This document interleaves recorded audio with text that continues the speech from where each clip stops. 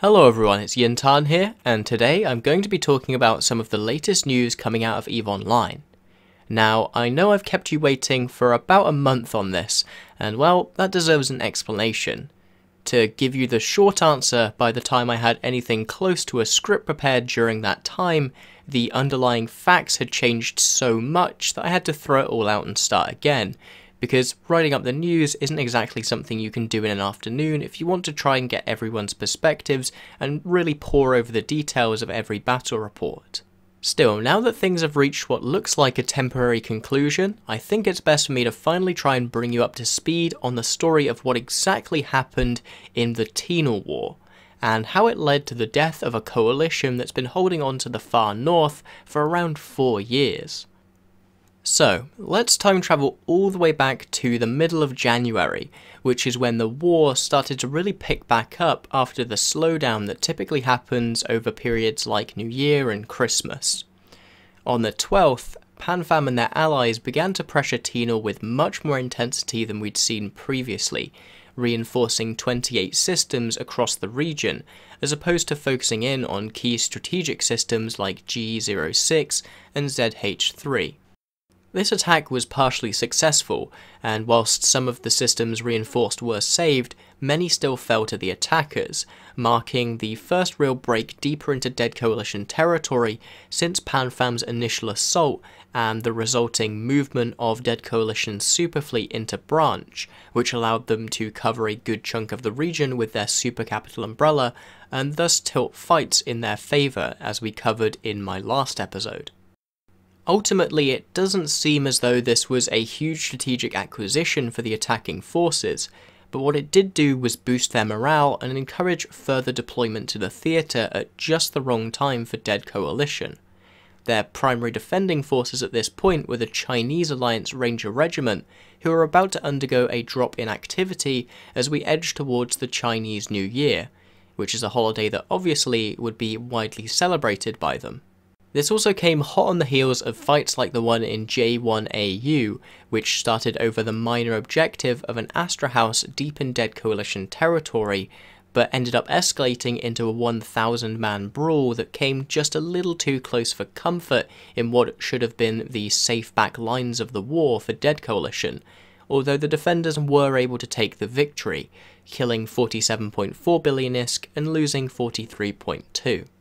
Even with all this playing against the defenders, as the week of the Chinese New Year came around and PanFam dropped a staging keepstar in Jin'taan, spectators like myself held their breath. Even though this was during a particularly bad stretch of server stability as a result of the DDoS that was ongoing at the time, there was every chance that this could have erupted into a huge super capital fight, the likes of which we'd seen a few years earlier in UALX. PanFam had formed their super capital fleet, and Dead Coalition had done the same. I was never able to find out the exact numbers of how many each side had formed up, but despite it being AU time zone, I expect it probably reached well over 2,000 in total if you included both sides' allies, and more would have inevitably streamed in if the engagement started and tie-dye started to hit. But Dead Coalition never committed to try and forestall PanFam's entrance into Jin'taan, with their only real effort being some token subcaps that were brushed aside by the attackers as the anchoring timer ticked down. And finally, with pretty much no fanfare, PanFam won. They now had a secure hardpoint in the region where they could stage their own super capital umbrella from and challenge DeadCo for the control of the region and its surroundings on an even footing, and they wasted no time in doing so. The most telling fight of this period for me was the Battle of PF TAC in Jin'taan, where both sides and their respective allies clashed over a Siberian squad's Fortizar in its final timer, where not only were the defenders outnumbered, but also outgunned as PanFam slapped their proverbial super capital dick on the table, bringing 161 Titans and 117 super carriers as part of their 1,500-man strong eviction squad. The fight ended, as you might expect, decisively in the attackers' favour, as PanFam killed 110 billion ISK, including the Fortizar that was the strategic objective, and lost only 24 in the process. Parallel to this, the purge of Dead Coalition, or more accurately, Ranger Regiment structures in Tinor began, as PanFam used their newfound supercapital umbrella in the region to contest all sorts of objectives and prove themselves victorious in that, killing the central keepstar that held down the region for the defenders in the system of ZH3, and then going after what other juicy kill mails remained unanchored, such as the faction Prometheus Fortizar, along with a swathe of Athenors, Ansiblexes, and Astrahouses. All of this led to Sword Dragon making the decision to abandon Tinor and to refocus on the defense of Branch and Declin, shifting staging for the coalition from where it had previously been held for 4 months in 5-TAC P to the system of Z-TAC 1918, which put their umbrella deep into the west of the region and out of the range of PanFams, probably in an attempt to create a new front line for the fighting. Only a few days after this retreat, DeadCo's aforementioned previous staging keepstar in 5-TAC P fell, with only a token effort at resistance as PanFam's supercapitals descended upon it. This continued string of losses and then the resultant retreat from the front lines of the conflict seems to have been critical factors that led up to cracks forming in the coalition, with the first thing coming to the surface being an alliance update from Siberian squads, which was leaked to the general public. Now, I don't speak Russian, but thankfully Google Translate does, and the rough gist of the message is that whilst Siberian squads would follow the coalition in their fallback to decline, their main priority would not be fighting tooth and nail for every last scrap of territory, but on finding a new home outside of the coalition, blaming Darkness, Ranger Regiment, and the other members of the coalition for their loss in the war. I'll leave a link to the pastebin of this in the description below so you can take a look for yourselves. At the same time as this, Ranger Regiment also began to bleed corporations and members fast, going from the 4,000 members that they'd started the year with to 2,700 over the course of less than a month. Iron Crown suffered a similar collapse, dropping from over 1,000 to little over 200 in the same period. The retreat from Declin to Branch was also not a peaceful or easy one, as PanFam and their allies nipped at the heels of those trying to get their assets to safety, killing billions of ISK worth of ships and transport that ended up getting caught in the wrong place at the wrong time. And so the war turned from something that might have been winnable, or at the very least something that would have been survivable, into a complete rout.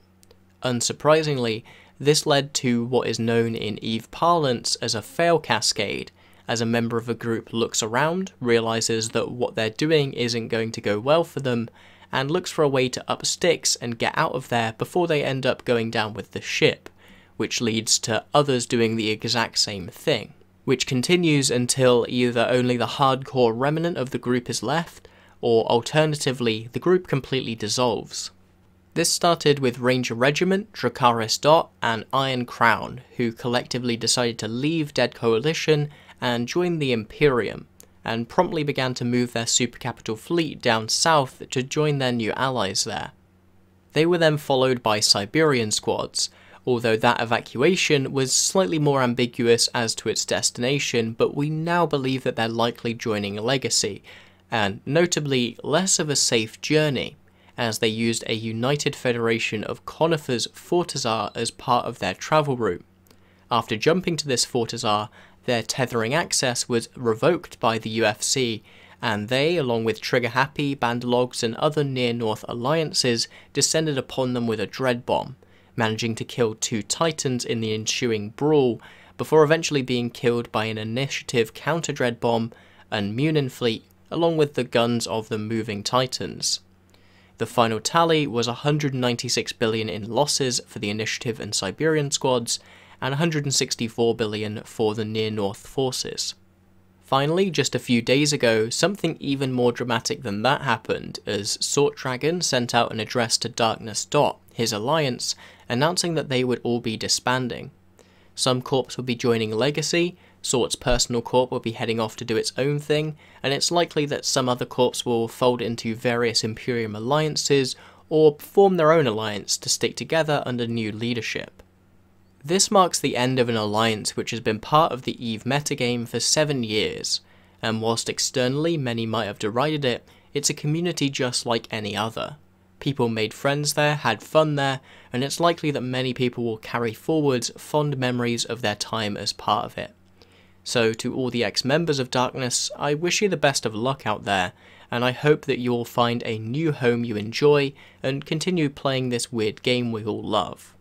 I would like to spend a moment here just giving a quick thanks to PanFam though for making one of the 5 predictions I made for 2020 in a recent video now completely incorrect only about a month later, thus making me look like a complete idiot. Really appreciate it. Still, one of the reasons why I didn't think the full collapse of Dead Coalition was likely now creates an interesting question that we'll see answered over the next couple of months. As whilst Fraternity has taken over Branch and looks to potentially be transitioning towards that as their new home rather than Oasa, who exactly is going to hold on to Declan and Fade remains up in the air. I look forward to seeing exactly what happens there in the near future, and if we see new alliances pop up to take advantage of the power vacuum, or if PanFam can find someone to install there as a new buffer state between their sphere of influence and the Imperium's. Anyway, that wraps up this news special. I hope you've enjoyed it, and if you're looking for information on what happened in the rest of the game, don't worry, I'll be getting to that in the next couple of weeks. A special thanks as always goes out to our Crassuses, Brood from Triumvirate, Zolkalando and Jessica, as well as to our other $5 and above patrons in January Valentine, Big Bada Boom, Zar, Dunk Dinkle, Miss Moses, Kem, the Ashfell Federation, Close Canty, Crazy Daisy, and Ulrich Bluthers. If you want to join them in supporting the channel, you can either check out the Patreon link in the description below, or if you'd like, just share the video with some other people who you think might enjoy it. Until next time, have a good day and fly smart.